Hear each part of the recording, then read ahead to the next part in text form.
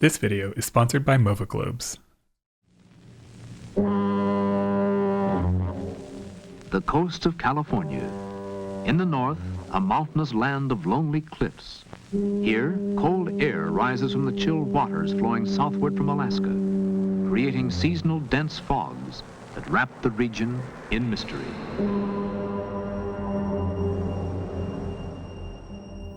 On the morning of Friday, February 22nd, 1901, as the first light of dawn crept over the horizon, the city of San Francisco awoke to another day of dense fog.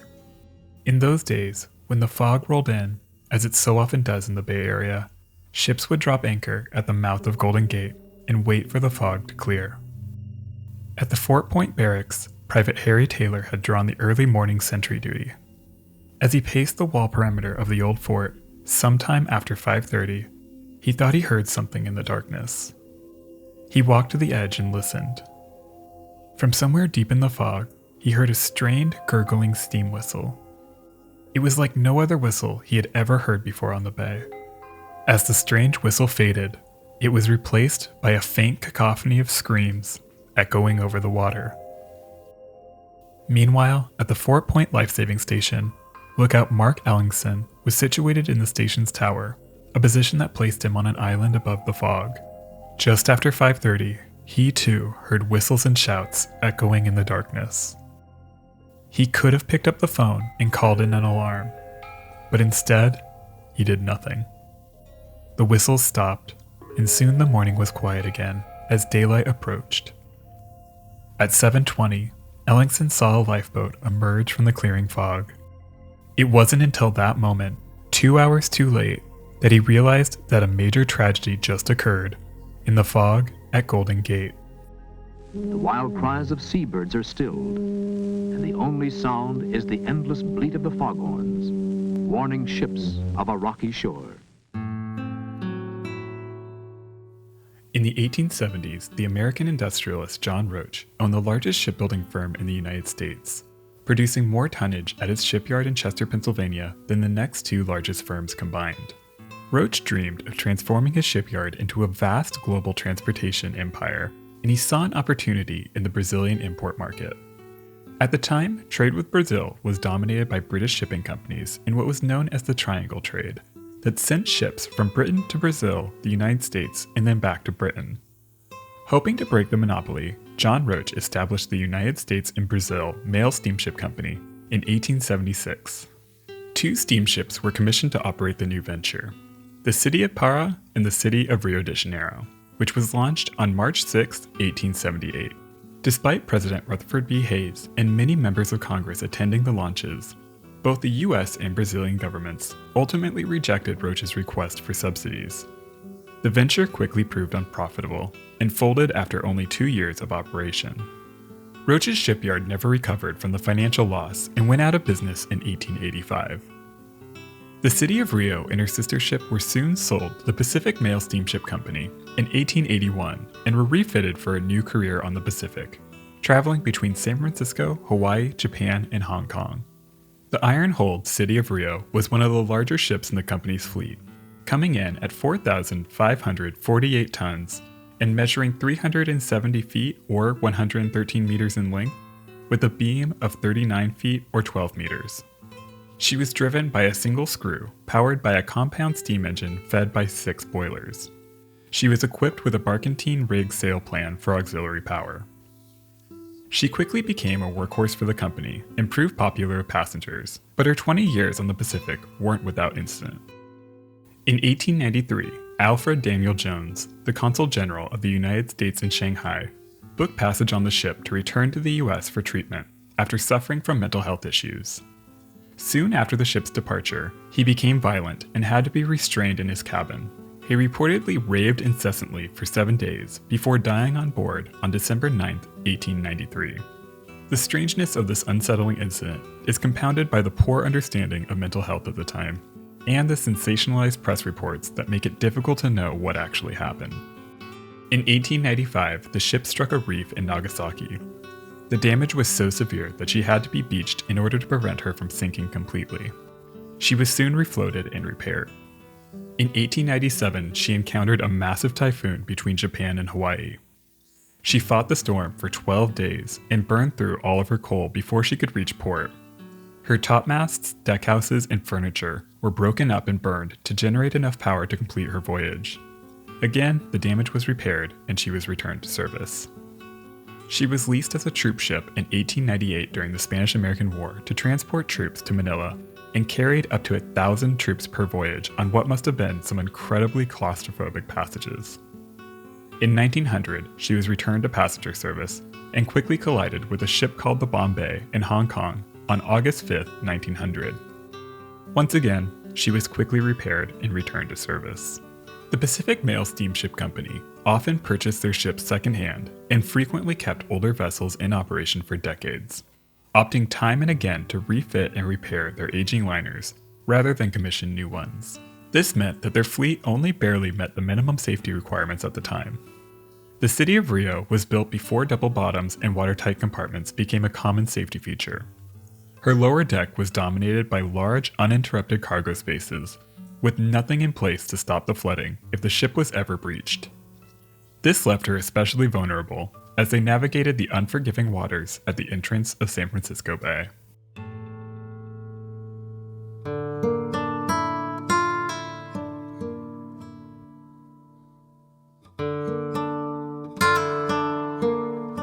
In 1883, William Ward joined the Pacific Mail Steamship Company as an apprentice captain on the City of Rio. Born in Raleigh, North Carolina, Ward was elevated to captain in 1897. During his years in command, he quickly gained a reputation as a cautious navigator who didn't take chances with his ship. By 1901, the charismatic 38-year-old captain excelled at the social aspects of the job. He was an excellent host at the captain's table at dinner, and wealthy travelers frequently chose the Rio over other options just to enjoy his company. The city of Rio de Janeiro departed for the United States on Tuesday, January 19, 1901. She had approximately 220 passengers and crew on board. While Pacific Mail Steamship Company liners were once filled with Chinese migrants, the Chinese Exclusion Act barred nearly all Chinese immigration by 1901, and most of the Asian passengers on board were on academic or cultural scholarships. Many were just passing through the United States on their way to Europe. Steerage on board the ship was still racially divided, with white and European travelers in one section and Asian travelers in another, lower section. The most high-profile person on board was Rounseville Wildman, the U.S. Consul General in Hong Kong. He was traveling with his wife Letitia, their 2 children, and their maid to take part in the inauguration of William McKinley. The long voyage was uneventful. As they approached San Francisco Bay, they were met with a heavy bank of fog, but this was nothing out of the ordinary. The anchors were dropped to wait for the fog to clear, and at 5 p.m. on Thursday, February 21st, harbor pilot Frederick W. Jordan boarded to guide the ship into the bay. With over 24 years of experience guiding ships across the bar, Jordan never suffered a single mishap. Multiple passengers and crew later reported that Captain Ward had no interest in taking any chances, and he was prepared to wait out the fog, no matter how long it took. It was very normal in those days for ships to wait hours or even days to cross the notoriously treacherous Golden Gate. But that night at dinner, at the captain's table, Kate West, a Red Cross nurse who was traveling home after taking a patient to Hong Kong, remembered both the Consul General and Mrs. Wildman expressing their frustration to the captain, telling him that the delay was greatly interfering with their plans.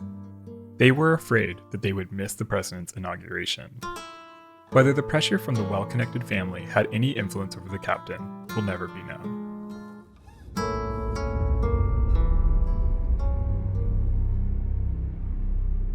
What exactly happened the next morning is not entirely clear, but at 4 a.m., Second Officer Graham Cooglin called harbor pilot Jordan and Captain Ward to the bridge due to a change in the weather. Jordan had previously asked that he be called first, and as soon as he arrived on the bridge, he ordered First Officer C.J. Johnson to raise the anchors. But as soon as they were lifted out of the water, the thick fog descended once again. Jordan then left the bridge, perhaps to conference with the captain. When he returned, he gave the order to finish heaving the anchors and start the engines. Captain Ward only stepped on the bridge for the first time that morning a few minutes later, still in his night clothes. It's unclear who was in charge at that moment, the captain or the harbor pilot. But in any case, the quartermaster was given a course and the engine room was signaled to proceed at half speed. As the ship moved forward, lookout Frederick Lindstrom could see nothing but a dense wall of fog. Suddenly, he saw the flash of a red and white light just off the ship's bow. He later said, "I felt my heart stand still. I knew what was coming."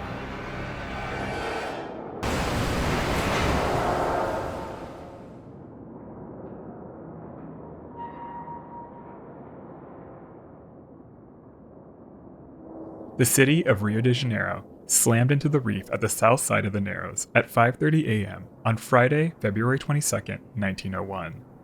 The people on board, most of them still asleep, would have only minutes to escape the doomed liner.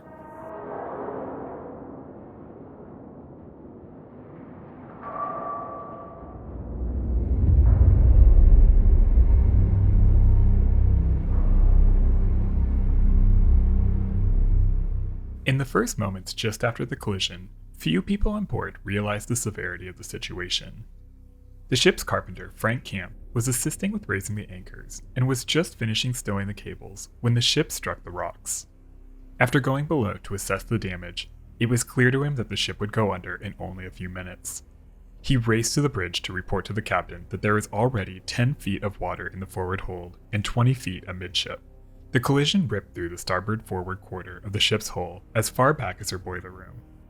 They were now perched precariously on a rocky ledge at Fort Point, giving a false initial sense of stability. But as her stern filled with water, she was in danger of slipping off the ledge into deeper water at any moment. Reports on Captain Ward's actions after the collision vary widely. One witness claimed that the captain immediately went to his cabin and locked the door. But most said that while he seemed stunned by the situation, he took an active role in the evacuation. Even after the collision, it remained unclear what orders came from Captain Ward and which came from Jordan, the harbor pilot. As soon as Camp reported the extent of the damage, the order was given to launch the lifeboats. Captain Ward let out a distress signal using the ship's whistle. He tied it down to let out a continuous blast that would last until the ship went under. There were dozens of ships and small fishing craft in the area, but with the low visibility, the blast from the whistle was critical in attracting attention to the unfolding disaster.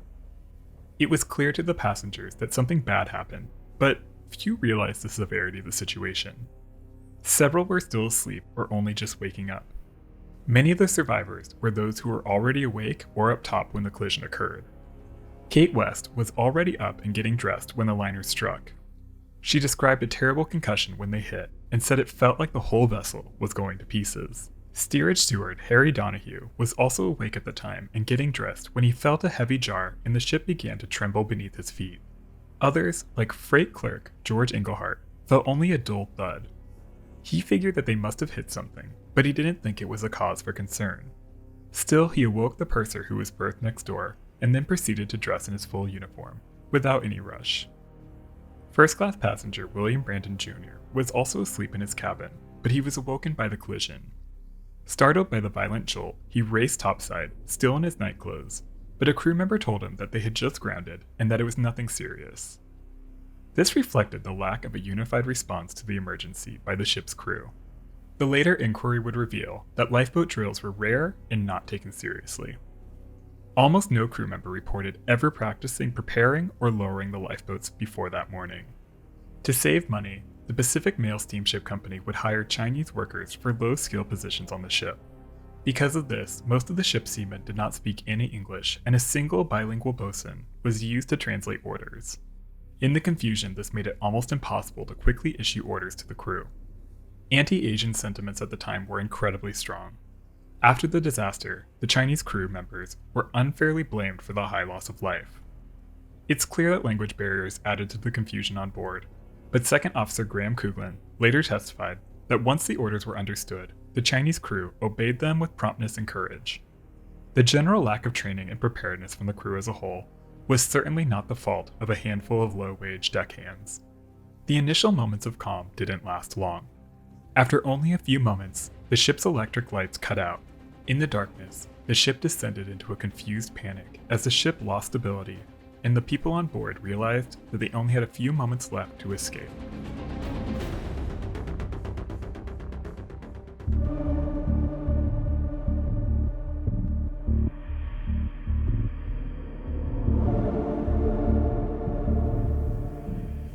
The ship's surgeon, Dr. Arthur A. O'Neill, slept through the collision entirely. He was charged with lifeboat number 9, which was designated for the consul general and his family. After he was awoken by a quartermaster, he quickly dressed and was met by Jordan, who ordered him to launch the lifeboat. Dr. O'Neill, a quartermaster, and a few deckhands began launching the boat, but it quickly slipped on the falls, sending the stern crashing into the water. First-class passenger Zenji Yamada, a Japanese painter who was on his way to study in New York, had just gone up to see the ship enter the harbor when she struck the rocks. When the lights went out, he found himself overwhelmed by the confusion on board. He tried to go below deck, but was pushed back up by the panicking crowds. Seamstress Frances Ripley was traveling in steerage with her father. While he slept, she went on deck to watch the ship pass through Golden Gate. As the ship descended into chaos, she managed to remain calm. It occurred to her that some of the women still below might need help. In the confusion, she found nurse Kate West, who she described as bewildered and frightened. Thinking fast, Ripley grabbed West and pushed her up on deck. Realizing that neither of them had a life preserver, Ripley went back down and quickly returned with one for each of them. As they secured their life preservers, freight clerk George Englehart, who was assigned to lifeboat number 10, spotted the two and pushed them into the boat. Commanded by Frank Camp, the small boat was launched just as the Rio turned over onto her side and made her final plunge. Camp cried out, "For God's sake, shove off, she's sinking," as an explosion inside the ship sent shrapnel flying at the boat. They rowed as hard as they possibly could, just barely missing masts and rigging that went smashing into the water all around them, destroying another nearby boat. Kate West recalled that their salvation was due to the heroic, almost superhuman efforts made by those who were rowing the boat clear of the wreck. There were others who maintained a cool head after the collision.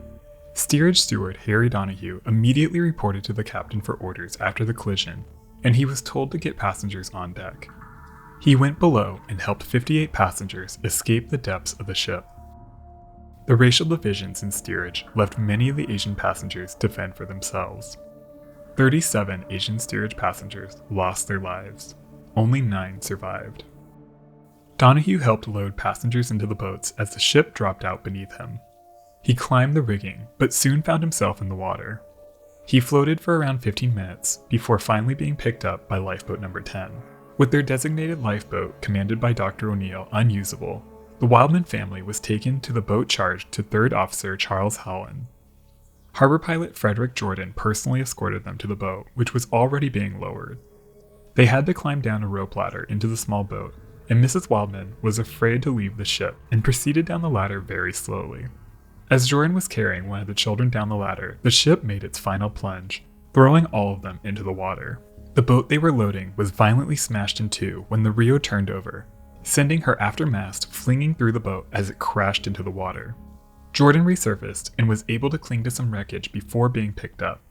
He never saw the Wildman family again. 3rd Officer Holland also somehow managed to survive.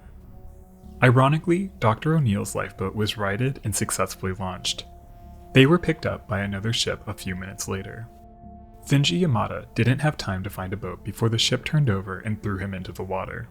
He was stunned for a moment, but soon regained consciousness and swam to the surface, where he soon found a raft with 4 other men on it. The raft drifted for around 20 minutes before they were picked up by one of the lifeboats. The end came suddenly and violently for the Rio, catching many off guard. As soon as the ship's stern filled with water, it dislodged the ship from the rocks. Free from the perch, the ship immediately capsized and sank. Her final moments were absolute chaos, and accounts differ, but the city of Rio likely sank in only around 20 minutes.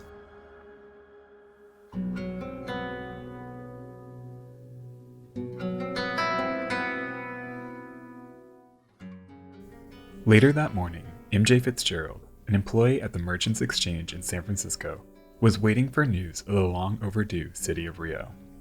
He figured that the ship was just waiting out the fog when he saw a fishing boat approach the wharf, towing a lifeboat with the letters City of Rio de Janeiro on its bow. The survivors were picked up by nearby ships, mostly local fishermen. Of the 220 or so people on board, only around 85 survived. It was the deadliest disaster in the San Francisco area until the Great Earthquake of 1906, only a few years later. Kate West and Frances Ripley were two of only 3 women to survive, along with Gabrielle Larahan. When asked by reporters why so few women survived, Frances Ripley observed that men always managed to take care of themselves.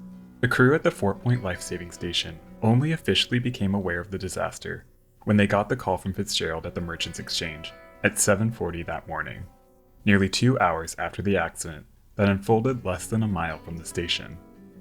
While lookout Mark Ellingson later claimed that he didn't hear anything, testimony from Private Harry Taylor and other sentries on duty at the time at the nearby Fort Point Barracks contradicted his testimony, proving that the Rio's distress signal was audible on land.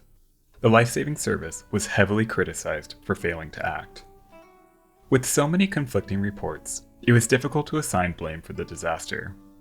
Harbor pilot Jordan claimed that Captain Ward pressured him to get underway as soon as possible, but this went against numerous other witnesses who reported that the captain was in no rush, and many believed that Jordan was at fault. Captain Ward died in the sinking, so he was unable to account for his actions.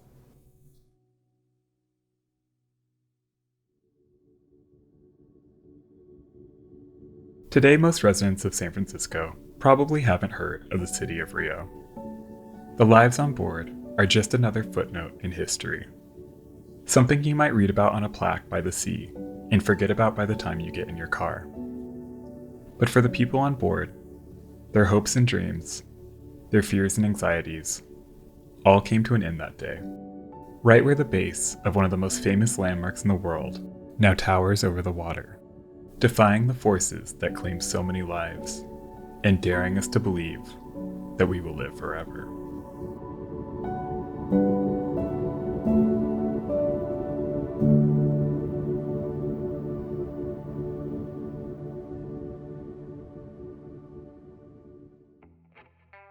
Sometimes it can feel kind of like ocean liners only sailed between New York and Europe, but obviously that's not true. The SS city of Rio de Janeiro is a great reminder that ocean liners connected nearly every corner of the globe. That's why I'm excited to be working with Movaglobes for this video.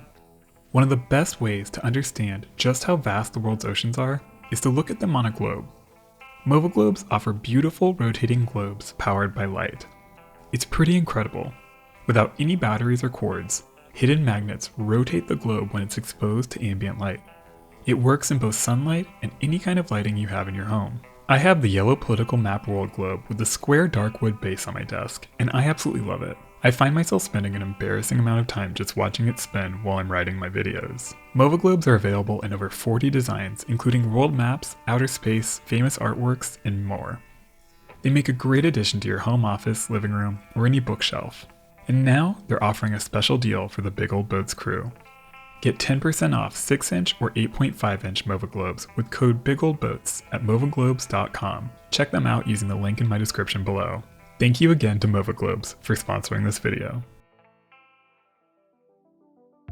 Thank you so much for watching. If you enjoyed this video, help the channel grow by liking, commenting, and subscribing. I'd like to give a special shout out to my supporters on Patreon. They are truly the magic that lights my soul. Alright crew, that's all I've got. Until the next one, be nice to people.